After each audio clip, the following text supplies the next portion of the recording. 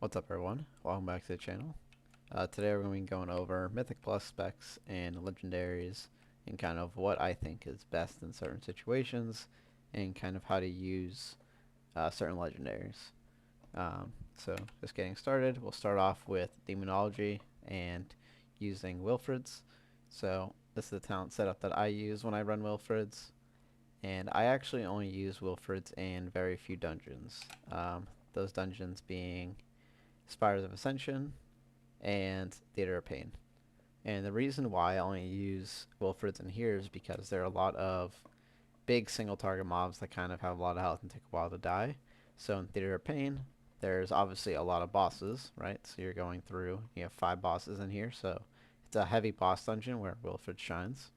But also there's a lot of mini bosses and just big single target packs that you need to kill. And sometimes they take a while to kill, and just having that 1 minute cooldown is really helpful for your group. And the other dungeon that I use Wilfred's in is Spires, and I use it in Spires because there's a lot of Goliaths and squad leaders and just bigger single target mobs. You're not pulling massive packs most of the time, so I think that in Spires and top, Wilfred's is the play. And with Wilfred's, I use Grimoire Felguard. You could use Soul Conduit, but the Felguard is just a better single target for bosses and stuff, and that's kind of like what this build is for. The next build that I want to talk about is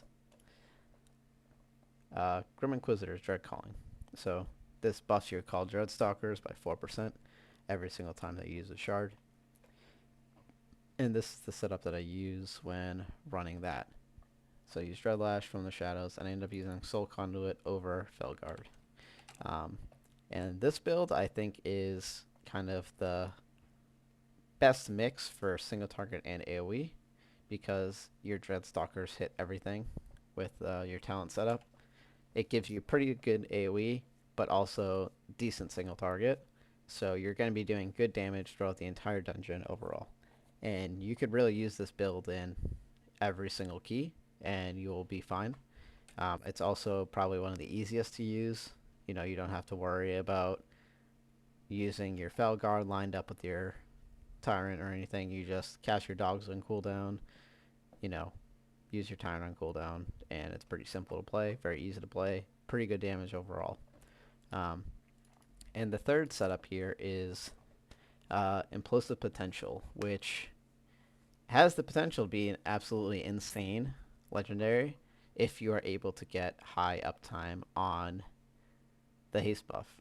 So how it works is you have to have 3 targets or more, and basically whenever you implode on 3 or more targets, you get a massive haste buff. So here I got a 35% chance, or 35% haste buff.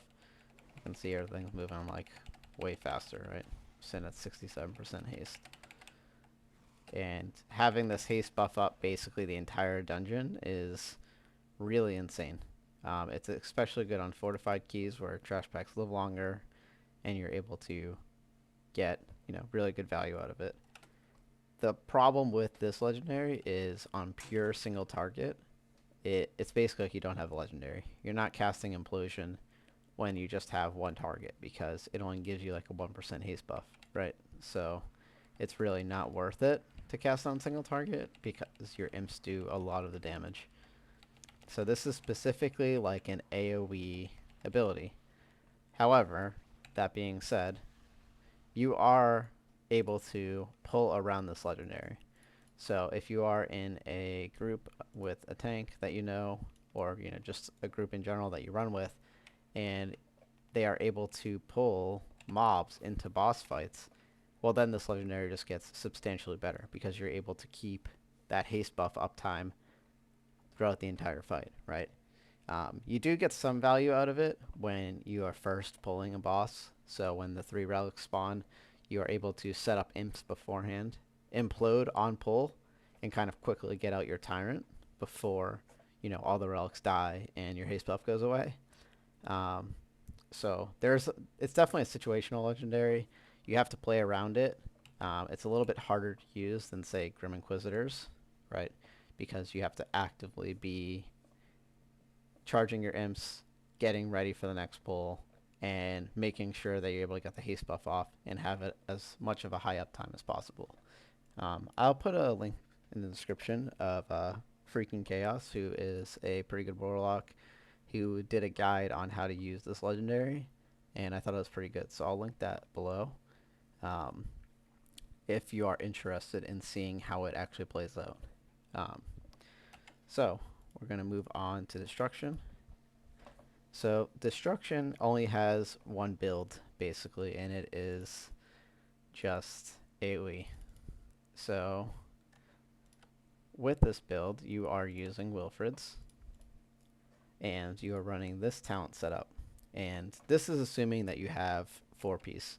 This build doesn't really work if you don't have 4-piece, because you need to be able to charge the Blasphemy Infernals to end up having the Chain Infernals and such, right? So this really only works with 4-piece. So you could use Flashover. I think Eradication is probably better just for the single target. This build is very, very good on AoE. However, it struggles in single target because all of your abilities are set up for AoE, right? So using Eradication, Reverse Entropy, Dark Pact, Inferno, Mortal Coil, Reign of Chaos, and Soul Conduit. And the reason why this build is so insane is because with all the procs from Soul Conduit, from Inferno, from the free casts of the tier set, you're able to get like a 1-minute cooldown on Infernal. It's sometimes even lower. It's basically always up, and the effect stacks, right? So you can see here, I'm just starting up. Right, I'm just building shards, and then I'm just spam casting Rain of Fires. And when you have like 6, 7, 10 mobs and you're doing big pulls, this is like absolutely insane. Right, as you can see, like my shards are coming back so fast. Like, I'm getting a lot of free Infernals, free Rain of Fires, and your overall is just going to be insane when you're doing this. So this kind of works best in keys like the other side, where you're doing massive Arden Wield pulls. It also really works in Halls of Atonement when you're doing really big pulls. Could also work in Tazavesh when you're doing Gambit, because you're usually pulling big packs of Murlocs, so it can also strive there. And you can also possibly use it in Mist too. It could be good in Sanguine because there is a fair amount of trash there. I would just not really use this build in like Theater of Pain, Spires, Lower Tazavesh, or Tazavesh Streets. It's not too good in Plaguefall because there isn't as much trash in Plaguefall. And Necrotic Wake is also kind of a heavier boss dungeon. So it could be good, but it also is very comp dependent. Since this build is very AoE focused, you need someone in your group to be able to do single target. So that could be like a rogue or whatever kind of single target class that your comp has. It is definitely really fun getting a bunch of Rain of Fire procs and just doing like 40k DPS sustained over multiple minutes. It's pretty insane. And it is a lot of fun. So you can definitely try that out. In terms of conduits and stuff, for this build you'd be using Infernal Brand, Soul Eater, and Ashen Remains. You're using Ashen Remains for single target, Soul Eater just bonus damage because the Destruction Legos aren't very, or the Destruction conduits aren't really particularly too great with this build, so you just use Ashen Remains and Soul Eater, and you use Infernal Brand also to buff your single target because you're able to have a lot more Infernals out. It stacks up Illumination Aura faster, and that's kind of that.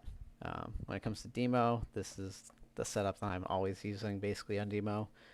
Always running Dreamweaver with these conduits. A quick note I would like to add about the Implosive Potential build for Demo is this build really devalues haste because you are running around with a very high level of haste most times.